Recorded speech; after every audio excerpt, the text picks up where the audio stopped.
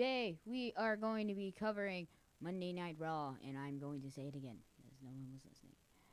What is up, everybody? It is your girl FunSize 2.0 here. Today I'm going to be covering all the ins and outs of Monday Night Raw and also coming up SmackDown. And let's just say SmackDown is something you do not want to miss. Sorry about the bit of technical difficulties, but I am back and up and running. So we are going to start off Monday Night Raw with a very, very unique way. So Intercontinental Champion Seth Rollins started off the show live from San Diego, California. Yes, that is where Raw was held last night. And Seth Rollins eventually came out to speak his mind about Baron Corbin's job as GM. And he was very, very mindful of what he was saying. And we all know that Baron Corbin has not been the best GM in the world. We all know that.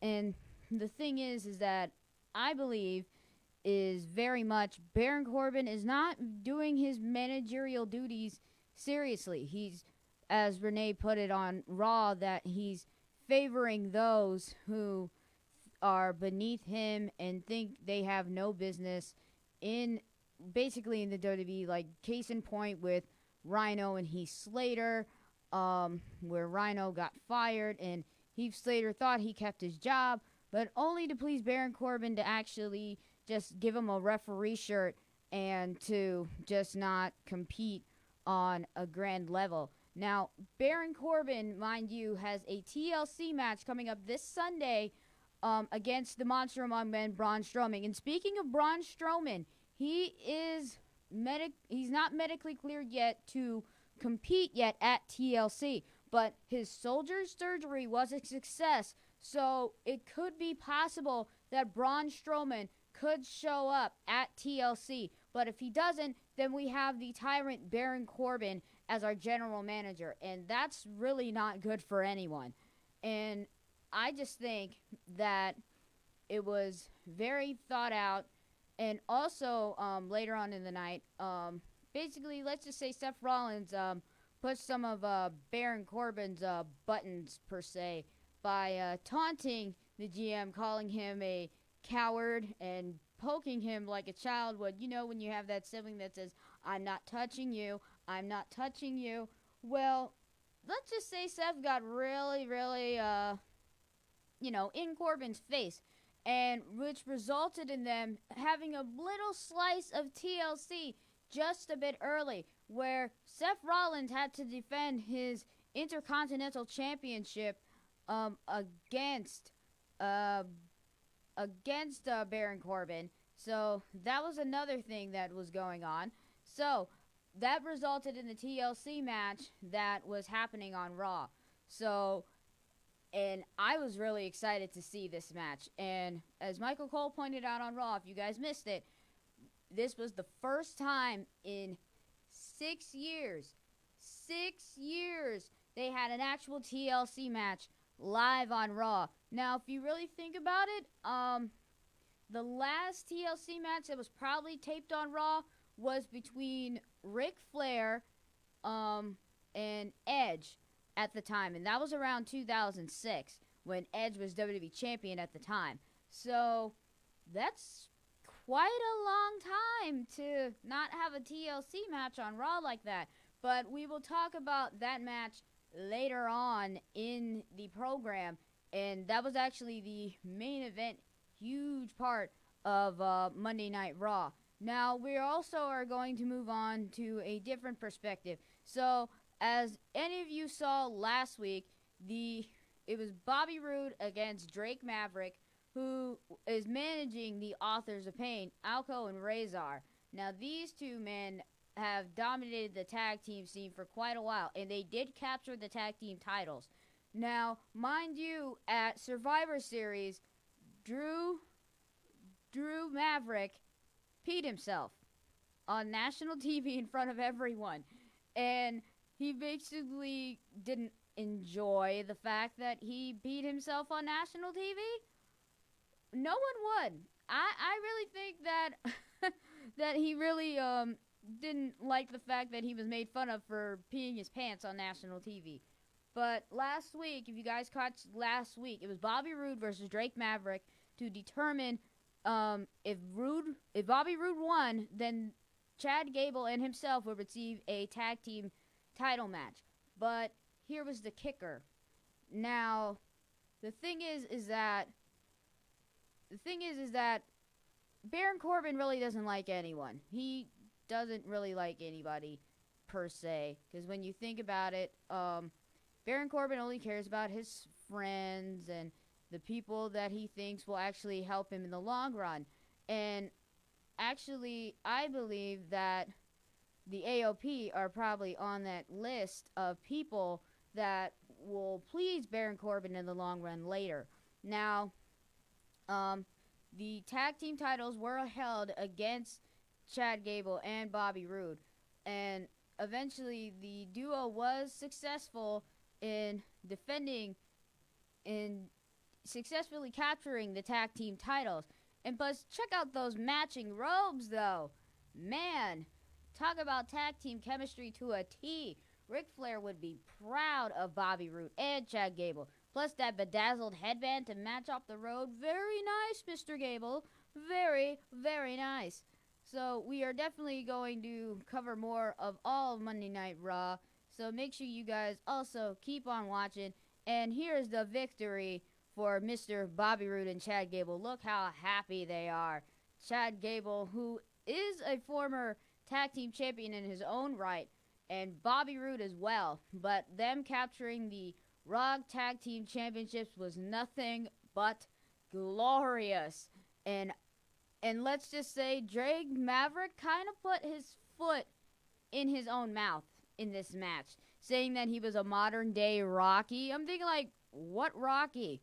Like Rocky the Squirrel from Rocky and Bullwinkle? Because that's what I thought. That's what I definitely thought. But eventually, Drake Maverick put his own foot in his own mouth, cost AOP the tag team titles, and bing bada boom, Bobby Roode and Chad Gable are your new Raw Tag Team Champions. And also later on in the night, we had a very disrespectful display of emotion from Miss Natalya Neidhart, who came out to address the attack that happened on her last week. And it was basically supposed to be her and Ronda facing off against the Riot Squad. Well, not the Riot Squad. My tongue is all mixed up today. But this young lady right here has gone through a lot. She's lost her best friend, her running buddy, and she's lost her father. And it's just hard. It's hard for any of us to lose a family member, especially someone who is very close to you. I know that for one. And it's just hard to deal with the fact that her father is gone. Jim the Anvil Neidhart is a legend and will always go down in history as one of the greats. So you could never count Natalya out for anything. She is a hard-working as any woman in that locker room. Now, bringing on Miss Ruby Riott, who did the ultimate disrespect by putting a sticker of just, that in general, the sticker of Jim the Anvil Neidhart on a table and saying, "Oh, I'm going to make sure you're very close with your father now, Natalya." When will this end? Natalya has gone through far enough. They need to let her family moan over the passing and of a great legend.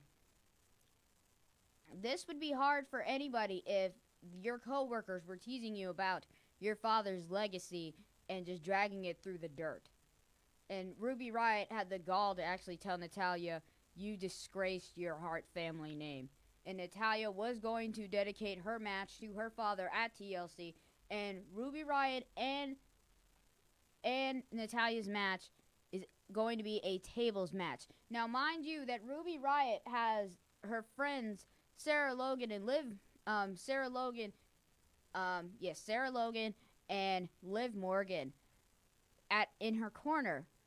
So they will definitely play a factor in this match. And if you guys did not catch last week's Raw, that kind of plays a factor in itself because all three of them put Natalia through a table. So basically, that tells you something.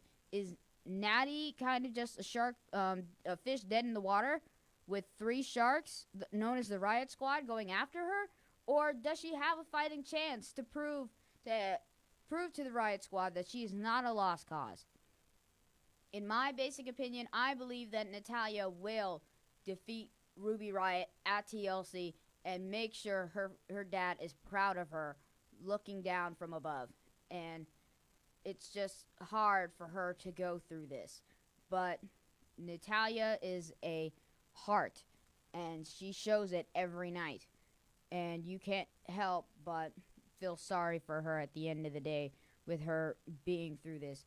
And I'm also going to bring up this very interesting thing. According to the WWE app, which if none of you have this app, then you should definitely have it. Bray Wyatt shut down all of his haters on Twitter. Now, this is a quote from his Twitter.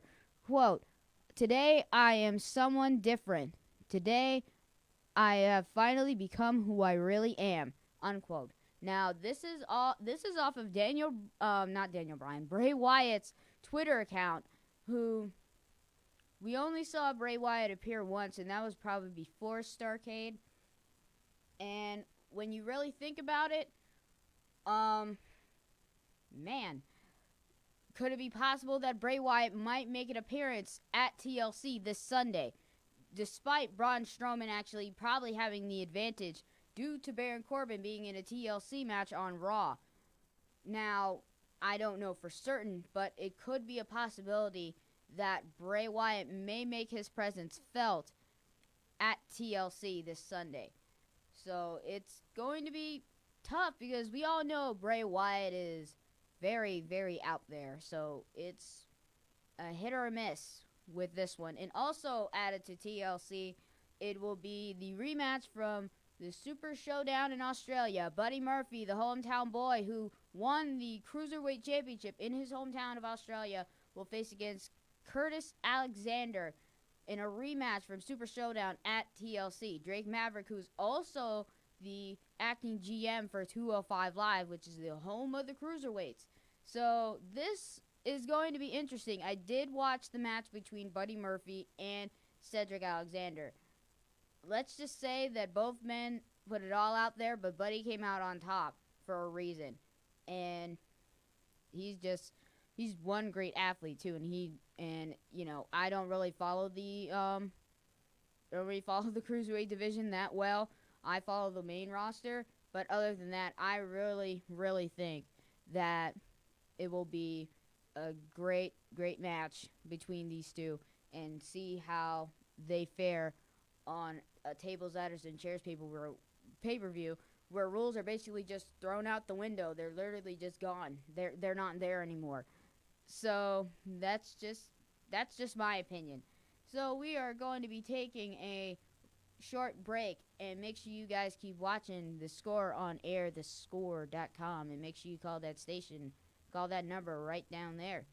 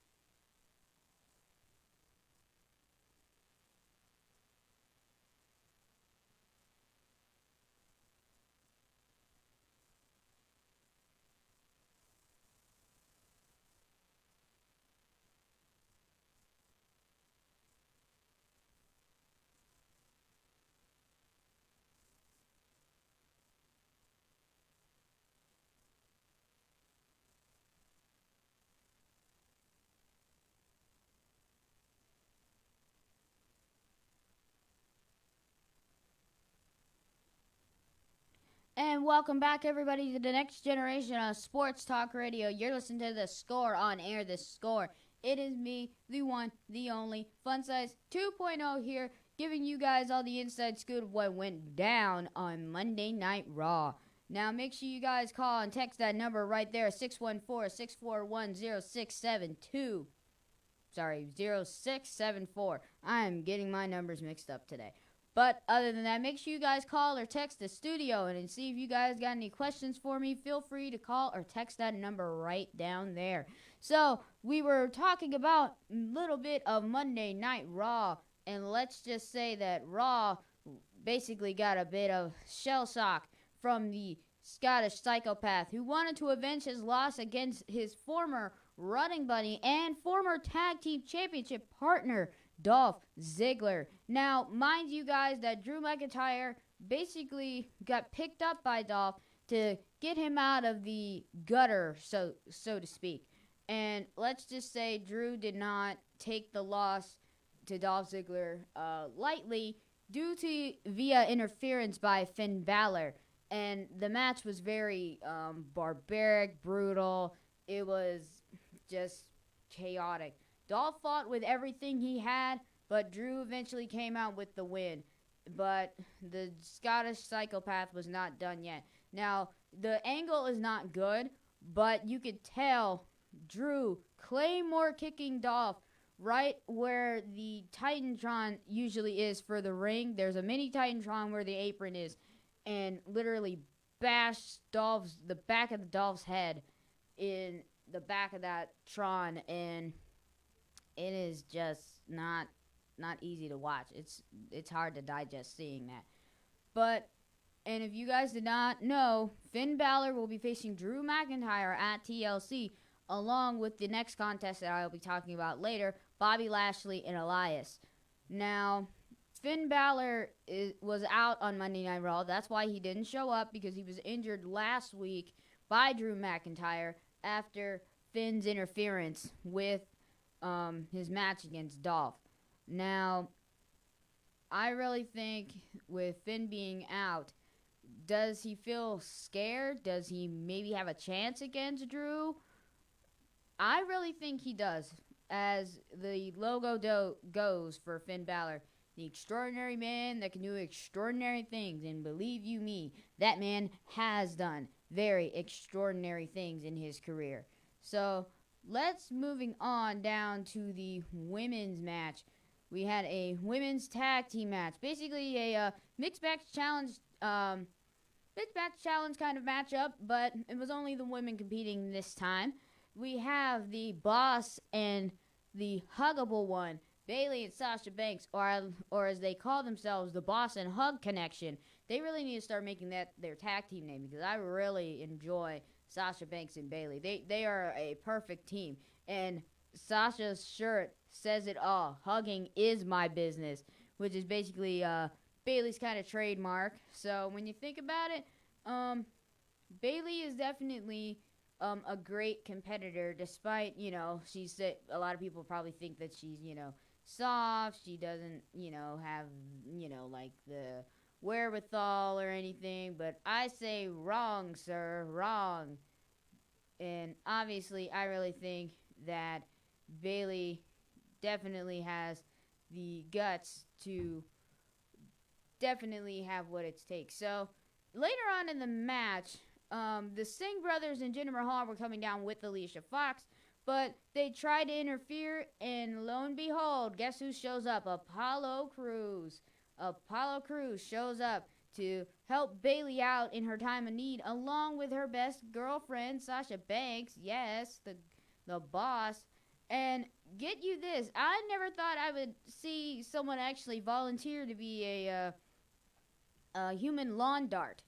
Now, you take a look at the photo, and you see Apollo Crews lifting up Sasha Banks over his shoulders, about to literally throw her into the Singh brothers and Jinder Mahal. Now, if that's not guts, people, then I don't know what is. Because I'm telling you, Sasha threw caution to the wind right there. You can see the airtime and they got knocked down flat on their butts. And Bailey, with the distraction with Alicia Fox, Bailey picks up the 1-2-3, heading into the Mixed Match Challenge, which will be happening right after SmackDown tonight. So make sure, if you guys have Facebook Watch, make sure you guys pay attention to that match very, very closely, because those two teams are in the semifinals. Bailey and Finn Balor, but since Finn is out, Apollo Crews will be taking Finn's place, and it'll also be Mahalisha, Alicia Fox, and Jinder Mahal against those two. So now you kind of know what's, going on. And the next match, this is also another match that is prepared for TLC. It is Elias versus the almighty Bobby Lashley. Oop-de-doodle-doo. Well, let's just say that the hype man was tired of getting pushed around by dear old Elias. And let's just say he's not... Leo Rush did have quite the body on him, but not really enough mass, if you will. Because just look at Leo and the way he got tossed by Elias. And it's just crazy. And the weird part is that the referee's face is covered up, but when Baron Corbin told Heath Slater that he'd be a referee, this was his first match that he refed, was the match between Leo Rush and Elias. I'm sorry I can't get my names out today. I need something to keep my system going. But let's just say Bobby Lashley got involved, but yet there was no bell rung. There was no bell. And I think we all know our favorite general manager elect had his way with words with Heath Slater and told him not to disqualify Bobby Lashley if he got involved. Now I kind of agree with Steph with what he said. The ratings, the fan approval, and the respect in the locker room has gone completely downhill since Baron Corbin has been GM. And yet he gave Alexa Bliss a job to be in charge of the women's division when she's still an active member of the roster. And as you can tell by the photo of Elias and Bobby Lashley took Elias's guitar and smashed it over the back of his head. Now also, this was a new stipulation added to their match. It was Elias versus Bobby Lashley, but now it'll be contested under a ladder match with a guitar hanging high above the ring, and whoever reaches that precious guitar first will get to use that thing as a weapon. Now, we've heard of certain matches that have consisted of in type of a ladder match, like something on a pole, like the flagpole match. There was a paddle on a pole match that happened at one point. There are several things that have been hung above the ring before, and been used as weapons before, either hung above the ring or hung at a post near the ring. So this is actually very, very unique on WWE's part. Also, Heath Slater's first night as a ref, he definitely felt out of place with Leo Rush and the Elias match, because Heath Slater's not known for being a referee. He's known for being a wrestler. And if you guys, didn't catch any of this, he was a former NXT rookie. He was part of the Nexus, the Core at one point, and, 3MB and a bunch of other factions throughout his wrestling career. But now he's consistent on being a referee? Like, really? Who does this? And you're very welcome, Montel, yes, I'm definitely good with updates. Now, definitely, Heath Slater is not known for being a referee. He's known for being a wrestler. He was even tag team champions at one point with Rhino. And he feels awful for costing his friend his own job, knowing that he kept one, and now he's reduced to being in a referee's position. Who does this? Only a tyrant would do this to their employees. And that's what Baron Corbin is. And I really hope that Braun Strowman comes back at 100% and gives Corbin those hands. Because if Corbin is in the general manager's position permanently, Raw's in trouble. And we already know who's going to be really, really mad about that. Not Stephanie McMahon. It'll be her father, Vince McMahon. He will be wondering, what have you done to Raw as a whole? You hire this moron to carry on the legacy that is known as Monday Night Raw. And let's just say Vince probably will not be happy knowing that his daughter made the bonehead decision on having the idiot for hire to run Raw. Raw has had some very unique GMs. Eric Bischoff was one. Stone Cold Steve Austin was the sheriff, not necessarily the GM. But I really think that one of these days, if Baron Corbin becomes GM and Raw's ratings and fan approval gets sunk to a all-time low, then, man, SmackDown's got to be getting a lot more people. I bet probably half the roster will probably just transfer their resumes over to SmackDown when you think about it. Who would actually, do that? Just favor the ones that they care about, that they think are good, and then not do anything about it. Like, seriously, who does this? I don't think anybody would. And then when we almost make it to our next destination, we'll be talking about the face-to-face that almost turned into a fistfight between Raw Women's Champion Ronda Rousey and Nia Jax. So make sure you guys keep watching and stay tuned.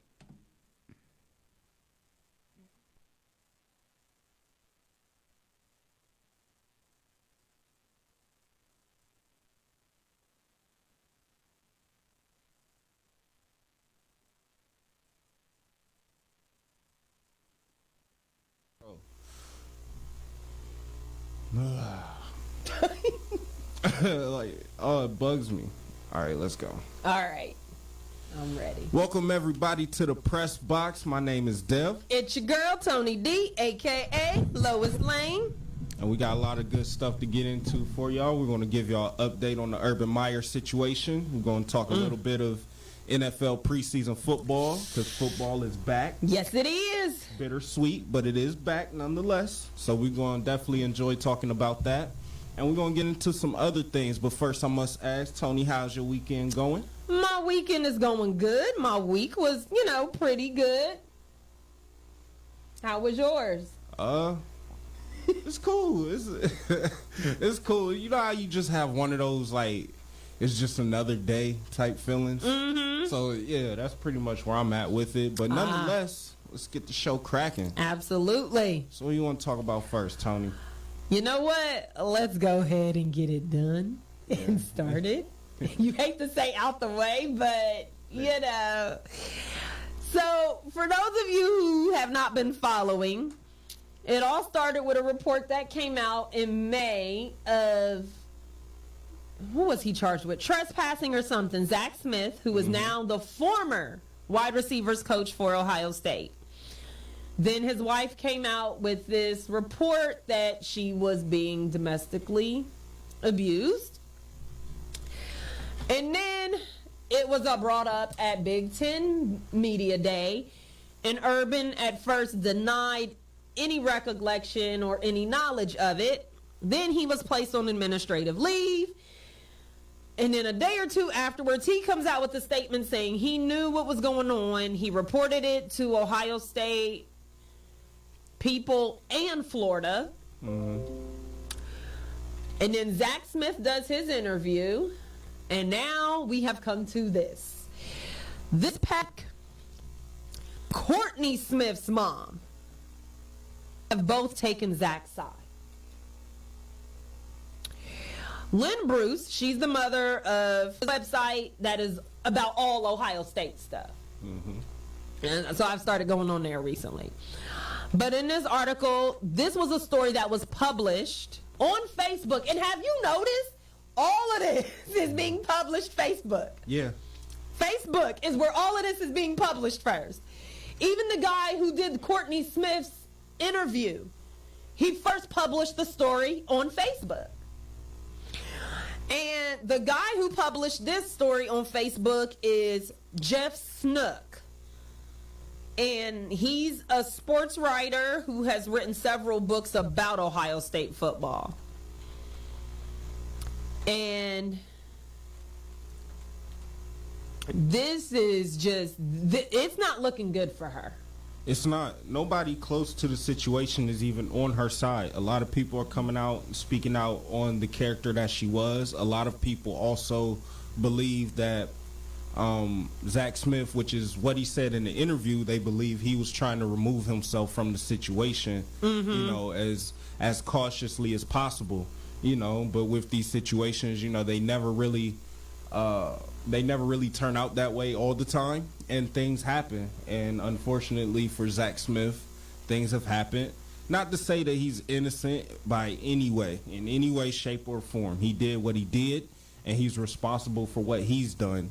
But, you know, with everything coming out through the law and things like that, the law decided that he should remain a productive citizen among society.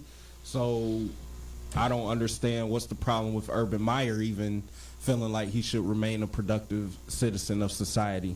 The thing that's killing me is just how much is coming out about her, and then the fact that everything is coming out through Facebook and not all these big media syndicates like ESPN and Fox Sports and things like that. They're continuing to go.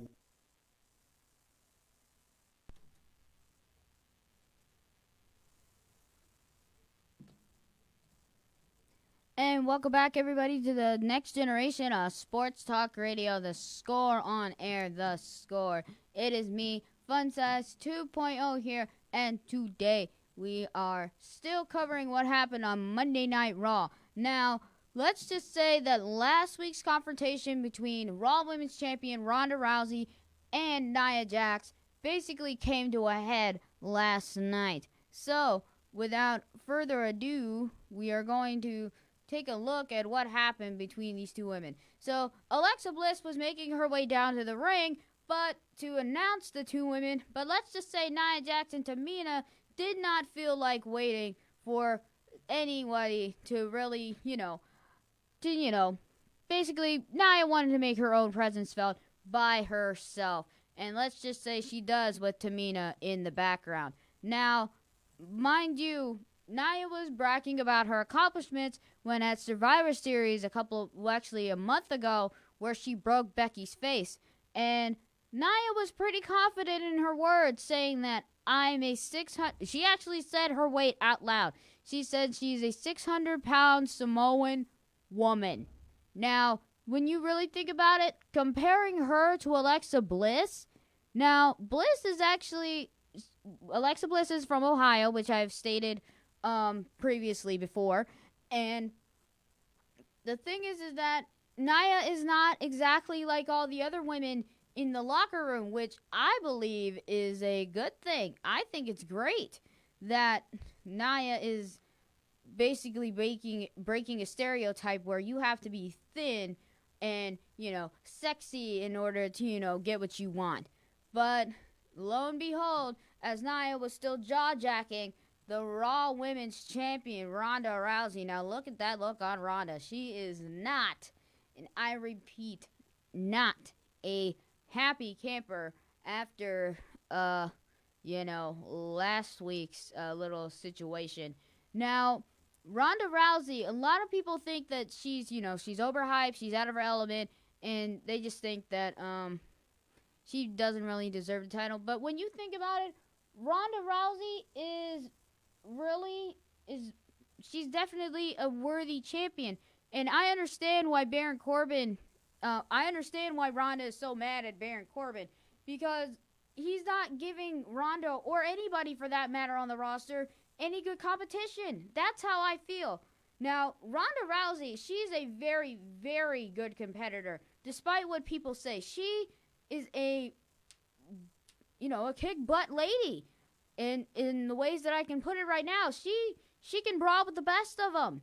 And as the search says, she doesn't care about her bad reputation. And I love that song. I love her theme now. And she came out in a huff saying, I'm not here to smile and hit my poses. I am ready to fight. And believe you me, Nia was prepped and ready. Well, basically, Nia Jax kind of just slipped away, saying that, no, Ronda, you're going to wait for me at TLC, just like you were supposed to do. And it kind of resulted into a little impromptu match between Tamina and Ember Moon, one of Rousey's other good friends besides Natalya. And I would bring up the photo right now, but I did not, don't have it on me right now. So, but other than that, I feel that Ember gave Ronda a bit of momentum heading into TLC. Now, the thing is, I think since it's not really like a regular tables, ladders, and chairs match, it's just one of those, plain matches. I really think that all matches that are consistent under TLC should be consistent under one of the TLC elements. Like maybe a ladder match for the Raw Women's title. Now, that I would love to see. I would love to see that. I definitely would love to see it. And also, we already have a women's table match between Natalya and Ruby Riott. We have a TLC match consisting with Braun Strowman and Baron Corbin, and a bunch of others to follow that. So now I just really think that TLC, all the matches should be consistent at least under TLC rules, or at least one of them. And also, yes, like I was saying before, that was the first ever TLC match was consisted in Raw for the first year. So we all know that. So it's going to be very, very, very different. And also Dean, with him being in the background, let's just say that Seth has his eyes laser focused on this Sunday. And I really hope you guys make sure you watch TLC this Sunday to see what exactly goes down. Because I really believe that TLC is going to be a pay-per-view that's going to blow the roof off the place. Now, mind you this, that a lot of matches are going to be happening. So we are going to be skipping into the SmackDown portion of the show. So we are going to be covering at least 4 of the 5 things that will be happening on SmackDown. Now, if you guys paid attention to last week, Samoa Joe basically kind of taunting Jeff Hardy with some Randy Orton.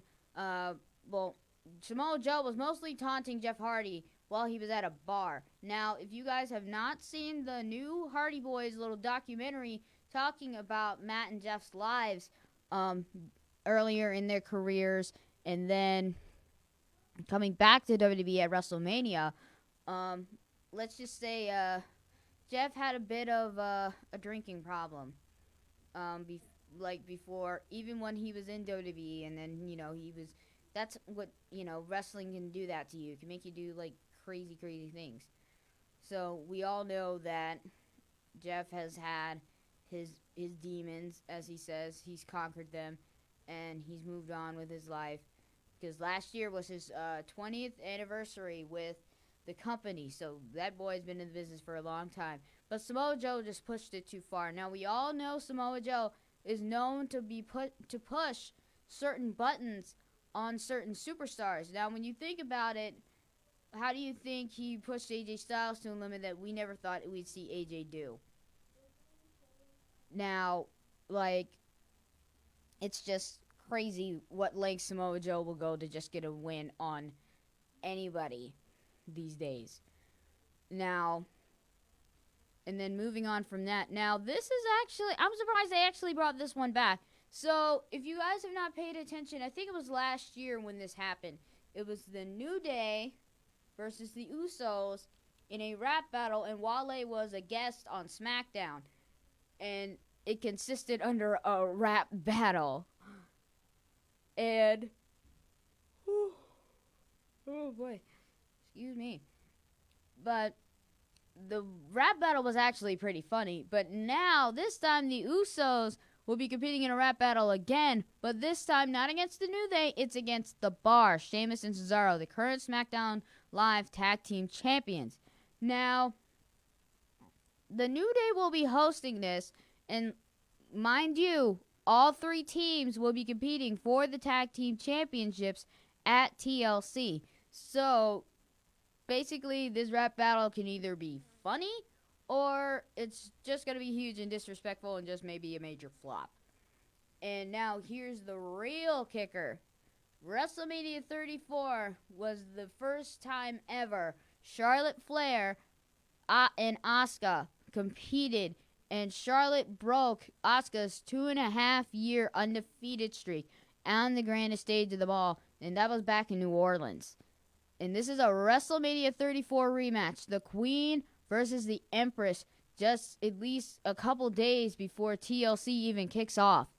Now, I've seen the match at WrestleMania 34. I was not there, but I saw it on pay-per-view. And those two women tore it down. And Charlotte was the SmackDown Women's Champion at the time. So, could it be Charlotte Flair comes out on top against Asuka like WrestleMania 34? Or will Asuka pick up the win against the Queen before TLC, before she has to also face the man, Becky Lynch, who is the current SmackDown Live Women's Champion? And let's just say that a lot of smack has been going on between Mandy Rose and Naomi.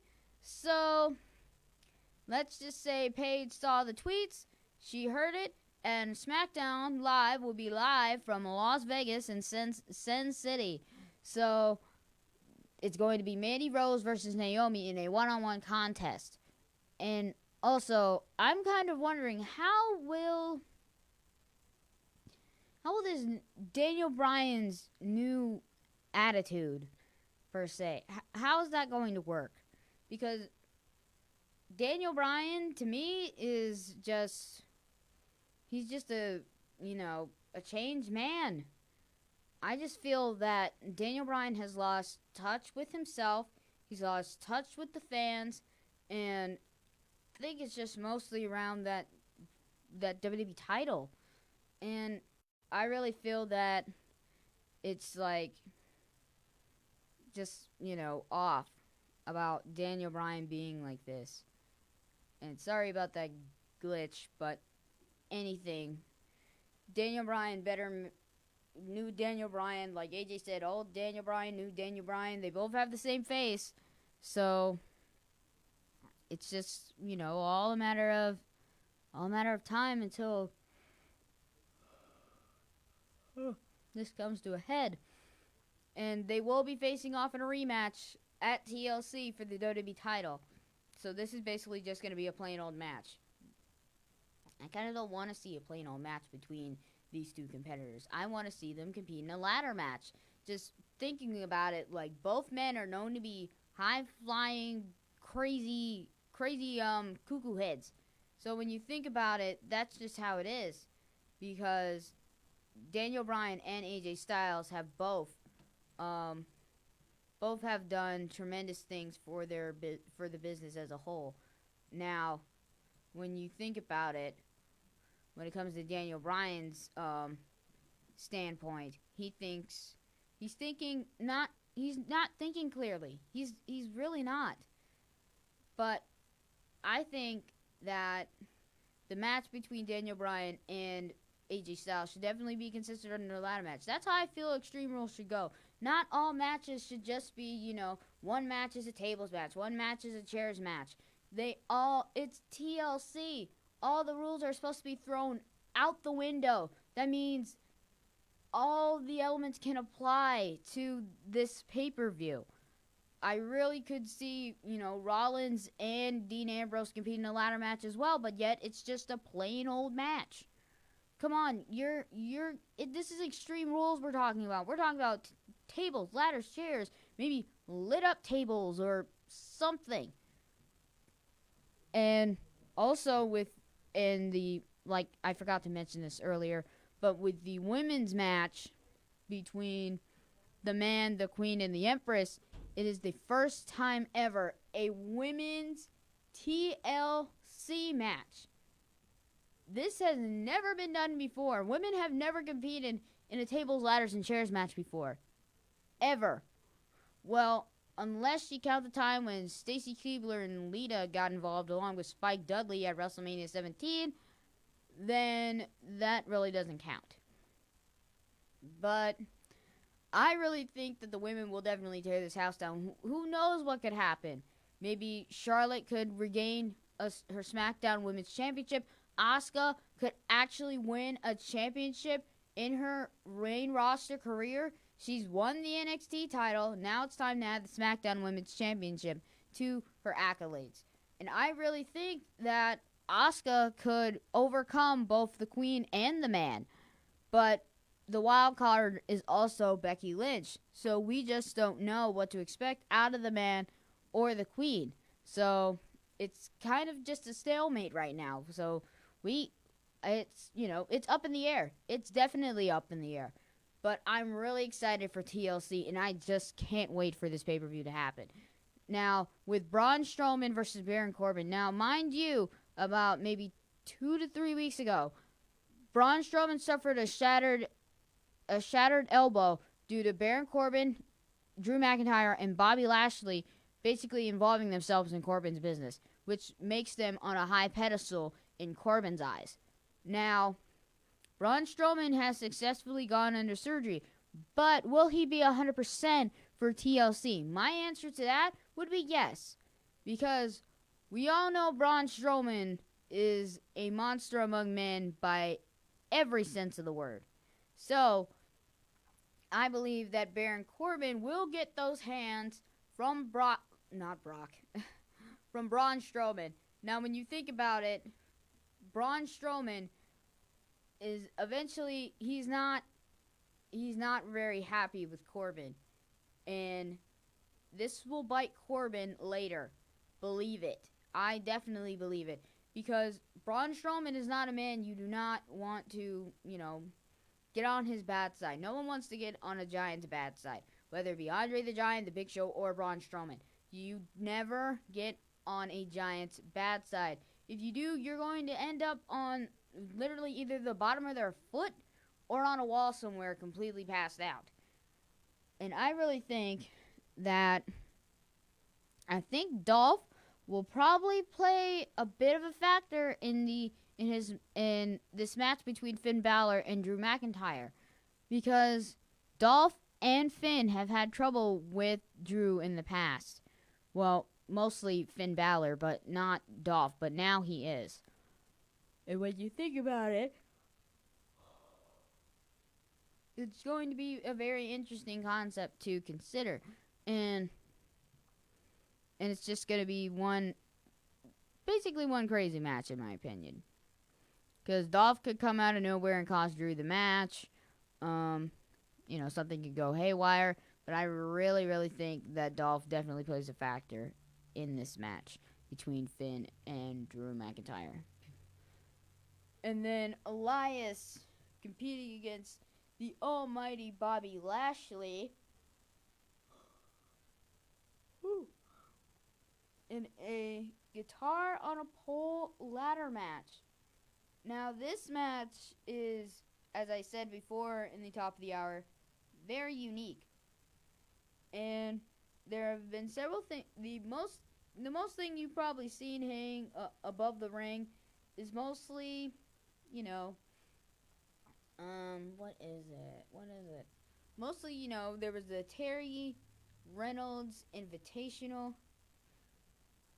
where it involved tag teams, her managerial services, and also some money. So that's been a thing that's been hung above the ring before, besides championships, of course.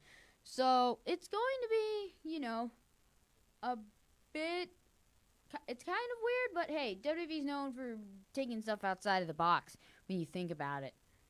Now, also with these matches going on, I don't think there was any other matches that could have been announced, but there could be more, but I think that's just all the main card for right now. But I really can't wait for the Seth Rollins versus Dean Ambrose that that match between them. It's been a long time since both of them have been in the ring together, like against each other. Because after they, buried the hatchet, they decided to go their separate ways. They chose to just, do their own stuff. But now, for some reason, Dean snapped, and now it's just, a brother finally just, snapping and going against his own brother. But this time, gold's on the line, so this is definitely going to be very, very interesting to rely on. So when you think about it, Dean and Seth have unfinished business with each other, and also, who knows how Roman Reigns is also feeling about this, seeing his two Shield brothers just going to war on each other, even though he's seen it before. But now this time he's battling an illness as well, as in along of seeing his former brothers just, going to town on each other.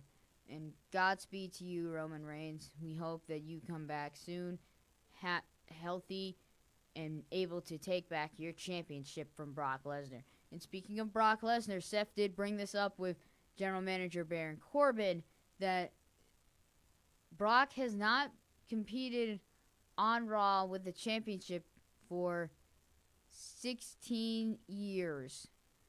The last time he competed on a program was in 2002. So, basically, Brock just wants to show up when he wants to show up. And yet Corbin just lets it slide. Now, that's not really what a general manager is supposed to do. If a champion does not show up when he's supposed to for work, you don't give him a slap on the wrist when you see him. You take his championship and you fire him.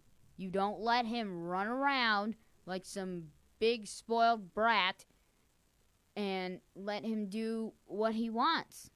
That's not what you do. Brock is a grown man. He can handle himself, and he should be able to defend his championship when he's supposed to. It's not when he wants to. It's supposed to be when the company wants him to. Now, I can't respect a champion that just cares about the money and doesn't want to show up. I can't get behind that kind of champion at all. Whoever gets behind that kind of champion, that's your thing.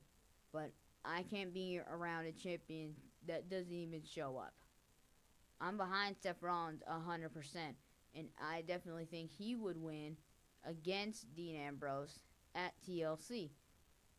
Because we all know Seth got his name the Architect for a reason. Sure, Ambrose has like the mindset going on with Seth to make sure he loses his cool, he gets, off track or something. But now when you think about it, it's basically kind of an even stalemate right now. But I definitely believe that Rollins will retain his Intercontinental Championship, and he just did on Raw too. So it's whatever type of stipulation Corbin tries to throw at Seth, he's already been in a TLC match, so he's got his legs wet, well, feet wet, I should say. Ooh. But other than that, I really think that Seth is going to come out on top. And also, so is Ronda Rousey, who has faced Nia in the past, but we never really saw them finish their match due to Alexa Bliss cashing in on Nia.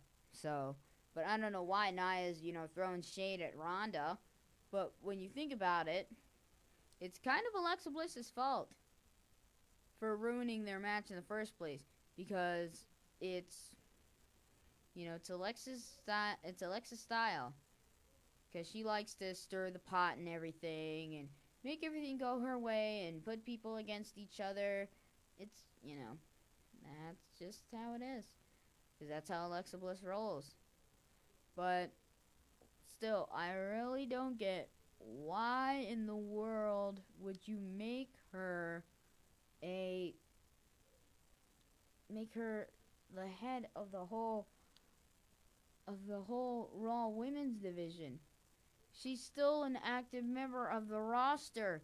Like, seriously, no one does this. Who's a competitor and also has to run the rules of the locker room to everybody? Who does this? It's just crazy. And excuse my phone, because now that's ringing.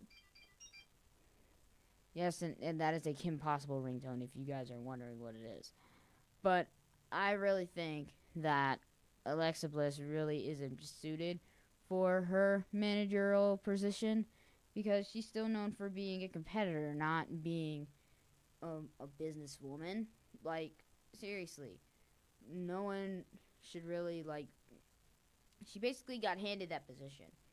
Like, it would have been, it's just dumb to just give someone a position that they don't even earn because it's just a waste.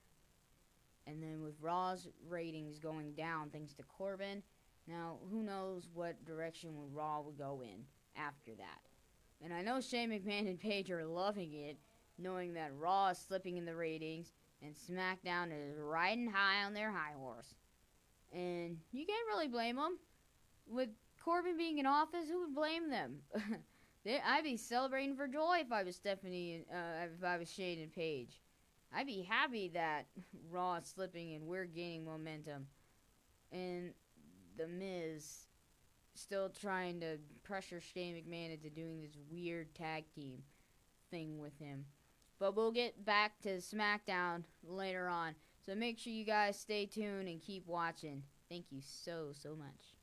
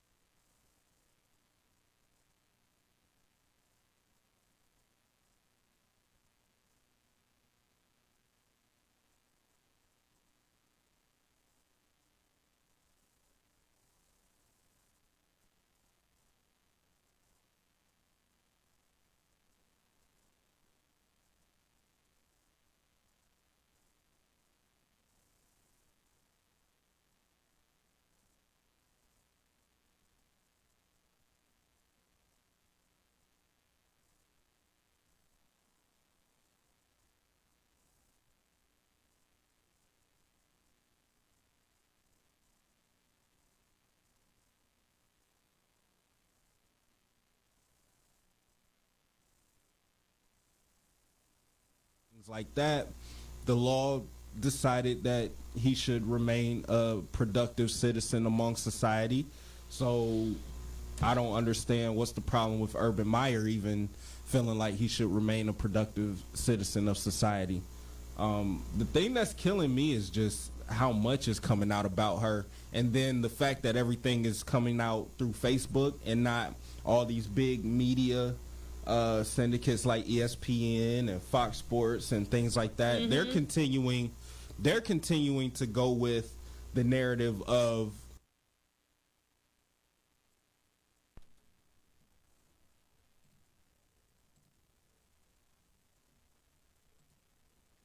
And welcome back to the next generation of Sports Talk Radio, the score on air, the score. It is me, Fun Size 2.0 here. And make sure you guys call the station or text the show, 614-642-0674. Yes, and I got it right the second time, so that counts. So, with SmackDown Live coming up tonight, and TLC literally 4 days away. So, I figured a lot of stuff could happen tonight between now and Sunday. So when you really, really think about it, a lot can go on. And when you really think, I kind of think that Jeff Hardy and Samoa Joe might have a match at TLC, considering the rivalry brewing between the two of them. So I think that's definitely Samoa Joe and Jeff Hardy will have a match. Now, I believe Jeff will probably name the stipulation maybe a ladder match, a tables match, a chairs match. But when you think about it, Jeff has literally done it all. He's done everything. He's competed in TLC matches. He's competed in Hell in a Cell. He's jumped off of things. So, I really think anything would probably appeal to Jeff's, environment, if you will. So, I definitely think that in the wholehearted interest. And I just think that Samoa Joe is just pushing Jeff's buttons. First, the bar scene just really was disturbing and just trying to dig deeper into Jeff's old wounds and past. So when you really think about it, that's just really how it is. But that's what Samoa Joe does. He's good with the mind games. And we all know this. If you guys have watched Impact Wrestling before, involving Samoa Joe's career, it's Joe's known for playing mind games with the best of them. And it really can't be helped. But Joe takes it at least a bit too far with these mind games. He did it with AJ Styles, his family. He's even done it with, he's doing it now with Jeff Hardy's emotions and his past. Now, Jeff, mind you, has had a very successful career. He's teamed with his brother Matt. He was part of the Brood. He innovated the TLC match as a whole. He went on to being successful in singles competition, having an Intercontinental Championship reign, a United States Championship reign, even holding on to the World title and WWE Championship at one point. So Jeff has done almost everything in his career, and he's still going. Now, with Rey Mysterio basically out of action thanks to Randy Orton again, we know Rey's still out with his neck injury, but I really think that Randy Orton's just, he's, like he said, he wants to destroy all of our heroes that we put on pedestals. Now, it's funny how Randy is saying that because we used to put him on a pedestal at one point, but now we don't. He's going to crush all of our heroes and, make us lose faith in our heroes. Now, with the tweets that were going on between Mandy Rose and Naomi, let's just say that Mandy ended up putting Naomi's hubby Jimmy's name in her mouth, and it resulted in a bit of a conflict. So it'll be Naomi versus Mandy Rose tonight. Now, Mandy Rose is a former member of Absolution along with Paige and Sonya Deville. Now, Mandy Rose has been very outspoken lately for the past few weeks, and she's trying to make a statement. I think she's trying to break into her own without Sonya, because they did have a bit of a squabble at Evolution, and then in the women's battle royal to determine who would be added to the the the Becky Lynch and Charlotte Flair match at TLC. So let's just say that Mandy Rose is just trying to find her place in this crazy, crazy wrestling world. The only thing she's. Because Naomi said, how can someone so beautiful be so ugly on the inside? And I agree, some people are actually like that. But we all know it's supposed to be fake or something. But most of the stuff is dealing with real life issues, guys. So it's not really all sunshine and rainbows when you think about it. When they targeted your family, they go in deep on you. And also, Kurt Angle turned 50 yesterday. The Olympic gold medalist turned 50 yesterday. I still can't believe he's that old. He doesn't even look old. And it's also Rey Mysterio's birthday today, too. So, happy birthday, Master of the 619. And also, happy belated birthday to Kurt Angle, who is an Olympic gold medalist and has held every championship under the sun. And Rey Mysterio is no slouch either. He was the first, technically he wasn't the first man to win the Royal Rumble, but he did last the longest. 62 minutes, 12 seconds. Nearly, almost the entire match. And Rey Mysterio came in at number 3, I believe, or 2, at the 2006 Royal Rumble. So, Rey Mysterio, you are a innovator for all the cruiserweights and max luchadors everywhere. Thank you, Ray. Now, with that TLC match that happened on Raw, I'm flip-flopping back and forth right now, but hey, that's how it is. Now, I'm flip-flopping back and forth, and also, the thing is that Heath Slater wasn't only refereeing one match, he had to referee Baron Corbin's match. Now, the thing is, how do you referee a TLC match? But the thing is, the ref is supposed to be outside of the ring, not inside the ring while the match is going on, consisting of a TLC match. And let's just say he showed his true colors when he Rollins was climbing the ladder and was fingertips away from it. But he tipped over the ladder, and then Seth basically fell to the floor, but let's just say he helped Baron Corbin up and then helped him try to get up the ladder to get the Intercontinental Championship. Now, I know Heath Slater was definitely in a tough spot, especially making sure that he kept his job. But really, why? If I was Heath Slater, I would have quit Raw and I would have gone straight to SmackDown. I would have got a better opportunity there. But let's just say the Kingslayer was not down yet, and he gave the fight to Baron Corbin, swinging chairs and even hitting him with a ladder and even kicked Heath in the face. He kind of deserved it, and also he really didn't mean to do it, but, he had to. Baron Corbin's rules. But when you really think about it, you got to feel for Heath. That's just how it is. But y'all, Heath Slater has been through a rough patch of his career right now, especially with Baron Corbin being in charge. So that's just how Corbin is, It's just like that. But I really feel that Heath Slater definitely should have gotten a better position than a referee. He should have stayed on the roster like a normal person, but knowing Corbin, he likes to throw his weight around. This is what happens when you have idiots in power. They abuse it and only focus on the people that they run with, which is just awful. But that's how Corbin rolls. But I assure you, Corbin will get his at TLC. And he's really cocky about his TLC match. His pre-TLC match victory at TLC because he's going to win by forfeit. But I really don't think that's going to happen. It's not. Because we all know that the monster among men will show up. Knowing Braun, he might arrive with the element of surprise. Yep, he might arrive with the element of surprise. So, we are going to be taking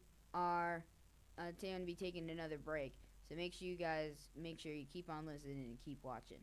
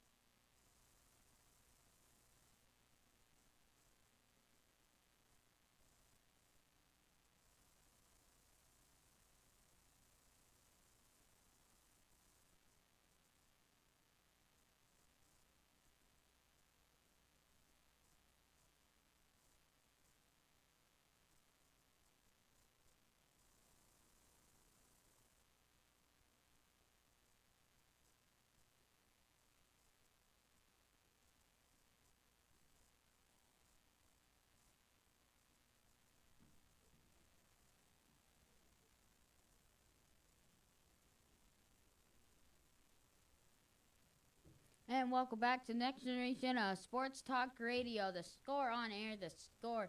It is me, Sierra Funsize 2.0, and today we are going to be re-talking about what TLC basically means.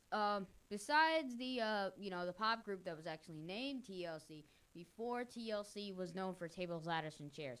Now this concept of pay-per-view is very, very, it can be very dangerous because the competitors are putting themselves through metal ladders, steel chairs being smashed on heads, skulls, arms.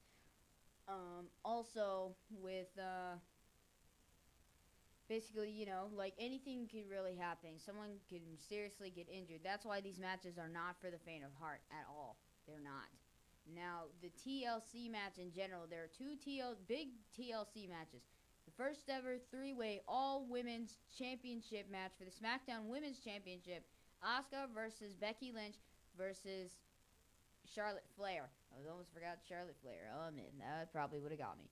But anyway, when you think about it, that's how it is because it's going to be a very, very dangerous contest to consist of. You have three very talented women going for the covenant prize for their brand, and that's just how it is. And well, I really shouldn't say that, but women have never competed in a TLC match before, so this will be a first for both the eyes and the soul to see women competing with the guys in a TLC like environment. And it's very, very, you never think that a woman would be competing in a pay-per-view, like in a pay-per-view setting for a long period of time. You never thought a woman would compete in a Hell in a Cell match. Well, Sasha Banks and Charlotte did that. They made history by being the first two women to actually compete in the cell. They have their own pay-per-view. There was also a women's battle royal to determine who would be like the better woman or something, kind of like the Andre the Giant Memorial Battle Royal where the women were involved this time. Like I mentioned, they had their own pay-per-view. I can't remember all the what the women have accomplished, but they have accomplished so much so far. The hashtag Give Divas a Chance started something, and now they push their women just as hard as the guys. And it's just great to see that women are actually being embodied for, not just their assets, but for what they're known for being for in the ring. And like all the women that are on Raw and SmackDown play their part. They do what they do best, and that's kick butt. And we all know that Raw and SmackDown are going to be huge after TLC when you think about it. And SmackDown Live is definitely a huge emotion of roller coasters going on because you have so many key elements. You have AJ Styles and Daniel Bryan. You have maybe a possible match between Jeff Hardy and Samoa Joe. Just a lot going on. But I really believe that the TLC pay-per-view will definitely be maybe an 8.5 out of 10. Because anything could really happen in TLC. Plus, Nia Jax, in her match with Ronda Rousey, she has Tamina in her corner. So how's Ronda going to fare against two women? When you think about it, she has faced the Riot Squad, but that was with backup. Now, I'm not doubting Ronda's abilities, not in the slightest. But how is that going to affect her heading into this match? Now, with Tamina kind of suffering a bit of, injury. Well, actually, she didn't really suffer injury, but with Tamina lurking at ringside in Nia's corner, will Ronda be able to retain her title? I believe so. Nia's just taking her confidence level is way up here. It's like all the way up, like to 100. But Ronda is not convinced that Nia can beat her. And I definitely believe that. Sorry, but definitely. Ronda is a fighting champion in every sense of the word. And Nia's just taking Ronda too lightly, saying she's going to break her face, She's going to knock out Ron. She's going to keep beating Ronda over and over again, punching her in the face. That fractured, the same fist that fractured Becky's face, that couldn't, you know, you know, help her in Survivor Series. But that's just, how that's just how it was. Because when you think about it, that's just, Nia's just confident, and plus she's a very, very large woman, and she's proud of her heritage as a Samoan woman. And I really believe that Nia could maybe come out on top, but the way her confidence is, it's going to be her downfall. She's going to take Ronda a bit too lightly, and it's going to bite her in the butt later. So we all know that I believe Ronda is going to come out on top. She's definitely coming out on top in this TLC event, along with Natalia. I just hope some way, shape, or form she can beat Ruby Riott and set this all aside, because Ruby Riott and the Riott Squad just don't know when to leave well enough alone. And Ruby Riott and the Riott Squad they just disgust me. They disgust me because I just can't stand the fact that they're doing this and just disrespecting a Hall of Famer's daughter, for that matter. And it's just hard to watch. And I just feel that Natalia just wants to mourn and still process the fact that her dad is gone. And but clearly people can't leave well enough alone, They just can't. Now, I feel that Ruby Riott will get hers at TLC. Then moving on to the two matches, you have Finn Balor versus Drew McIntyre. Now, Finn Balor, we don't know how, TLC is literally 4 days away, and I believe that Finn Balor will come back with a vengeance on Drew McIntyre, the Scottish psychopath. But Drew's kind of buddy-buddy with Baron Corbin, so how will that work? Will Baron Corbin grant Drew McIntyre some type of leeway, and then, maybe not have him compete, or maybe he will and just add some random stipulation in there at the last minute. And with Elias and Bobby Lashley, we already know their match, guitar on a pole match. Now, now that is a tempting, little something right there. So, wonder will this work? Because you have Lio Rush down at the bottom. Now, mind you, Lio Rush is the hype man for the almighty Bobby Lashley. So, Lio Rush could play a factor in this match with the guitar on a pole. So, maybe if Lashley and Elias were out, and basically he grabs the guitar and uses it. So, we're going to take our last break, and make sure you guys keep watching, because I really enjoy talking to you guys about this.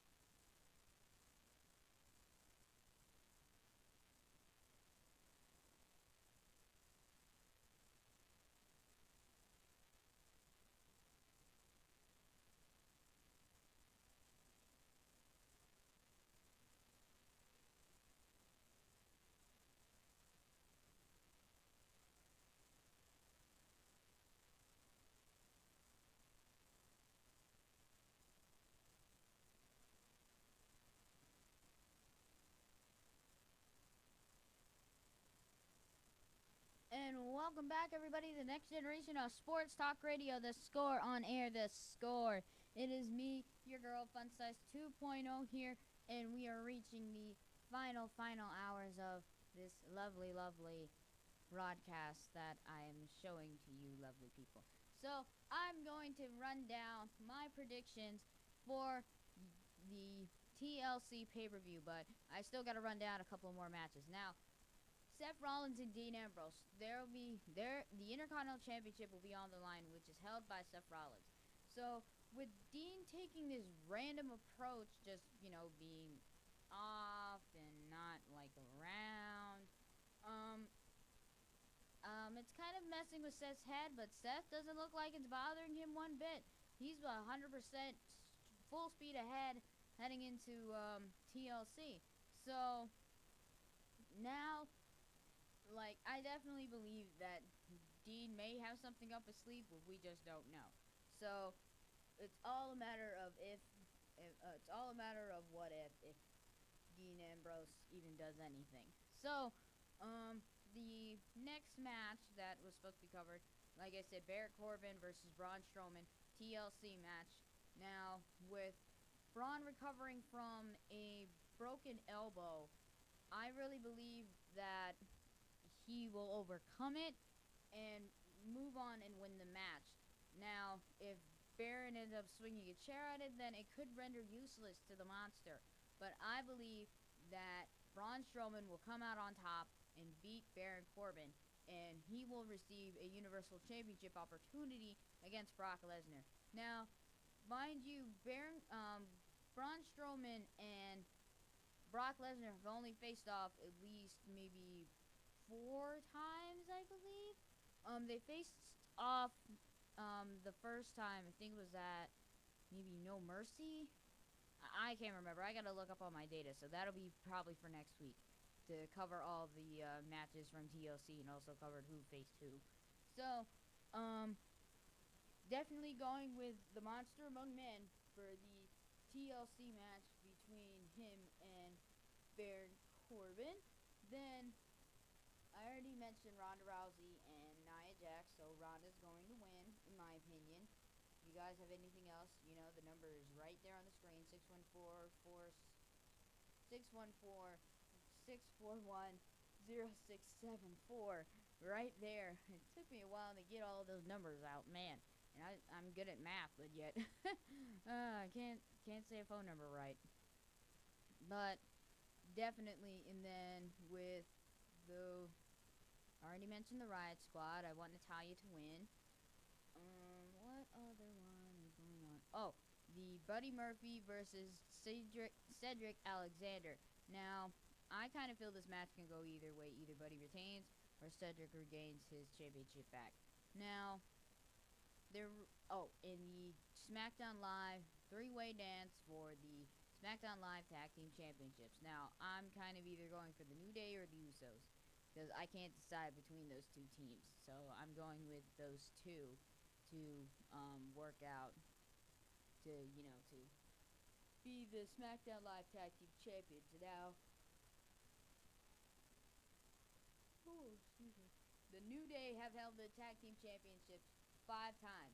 So they joined the 5-Timers Club with Booker T, who is also a 5-time WCW champion. So, and the Usos have probably held the tag team titles maybe 4 or 5 times as well.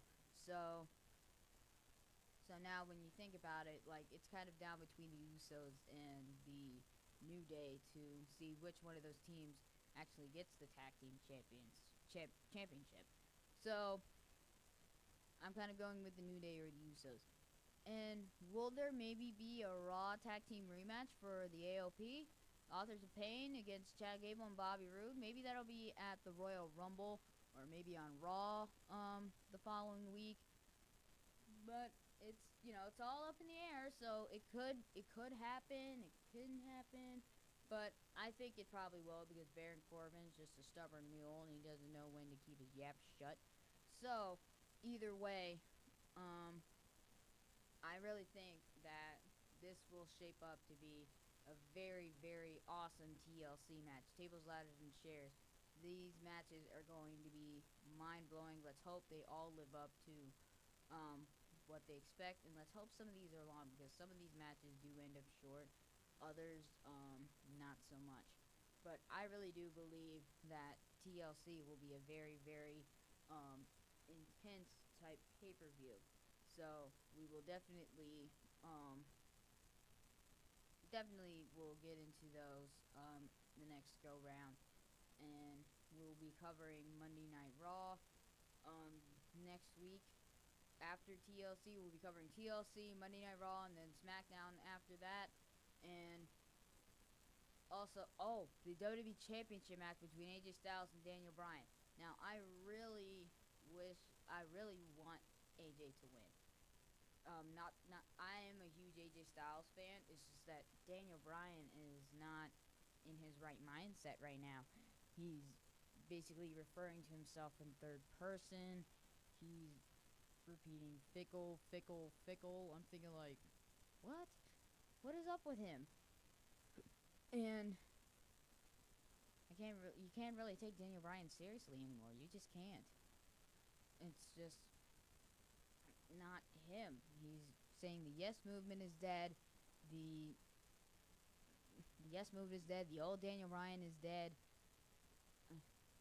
You can't read Daniel Bryan anymore. You just can't. It's just you can't really read the guy anymore. You used to figure it out right away, but now you can't. Daniel Bryan's just out there in space. But when you really think about it, that's just how it is. Like, people change, and it's just like that. But I really want AJ Styles to come out on top in this one and regain the championship that he held for a year. Who could say that? And then there might possibly be maybe a couple matches added here and there, like maybe Jeff Hardy versus Samoa Joe at TLC. Now that I would really like to see, seeing Joe and Jeff Hardy go at it. They have gone at it before in Impact. If you guys have watched Impact, maybe around like 2008, maybe like 2010 or 2011 or so, they definitely have crossed paths before. So it wouldn't be the first time that Joe and Hardy have crossed paths. But if I had to pick a winner, it'd definitely be Jeff Hardy because I love Jeff, and I need armbands so badly because I always wanted some armbands of what he had because they look so cool. And also his face paint is very unique too. Like, you've had several superstars that painted their pins, like the Ultimate Warrior's face paint is very iconic. Sting's is very iconic. And also Jeff's face paint as well is very iconic also. He's had a very, very unique way of painting his face, and also his new in Gold Dust, he's had his face his face paint is always kind of evolved too. Now, I think all of them would probably be good, like, like face painters at carnivals and stuff. Man, if they had like a carnival where you can get your face painted by like Jeff Hardy, Gold Dust, well, the Ultimate Warrior can't really do it anymore because he's passed on. Ultimate Warrior, you will be missed like always. But definitely any of those superstars that paint their face Sting too. Oh man, that'd be awesome. And yeah, I really think that the face painting is pretty cool. I couldn't really do that. I'm not like an artiste, and let's face it, not all of us are. So that's everyone's got their own style and everything. That's what WWE does. They give each superstar a thing to work with at first, then they kind of evolve into something else. Like with Paige, they did a movie on her life on how she got into the WWE, showing that it was a struggle for her, but then she broke into her own. And when she first debuted in the main roster, she won her first Divas Championship and was considered to be maybe the youngest to actually win a championship. But Nicholas at 10 years old at WrestleMania 34 beat everybody else. No one could say it. No one can beat a 10-year-old being the youngest champion ever. So now they had that out of the way now. But yeah, so definitely, it's not, everyone's got to work with a gimmick some way, shape, or form. Um, that's just how it was. Like all superstars started out as something else. Like with Daniel Bryan, he didn't have the long, luxurious hair and beard that we see today. Him being a goat, he actually had a smooth face until he grew into his hair and his facial hair. Then also moving along to the likes of Randy Orton, he changed a lot along with Jeff and his brother Matt. Everyone's works with a certain gimmick, so everyone does their own stuff to get to where they are now. So that's how I feel about the WWE as a whole. And one of these days, I feel like I am going to be sitting at the commentary table and calling all these great matches one of these days. Because I think they should probably use a female commentary team for the women's matches. Now, I think that would actually be a better improvement than having the men and one woman calling the matches. Mostly men have called the women's matches now. I would like to kind of see that better, for the company. But that's their opinion. So thank you guys for joining me on this great, great Tuesday that is cold and freezing. Make sure you guys go to my page and like the WWE Women's Wrestling Entertainment Facebook page. And make sure you guys follow the score on air, the score, to make sure you know when I'm live. And whenever you guys want to contact the number is right here on the screen, 614-641-0674. Make sure you call or text the show. So, see you guys next Tuesday. Bye.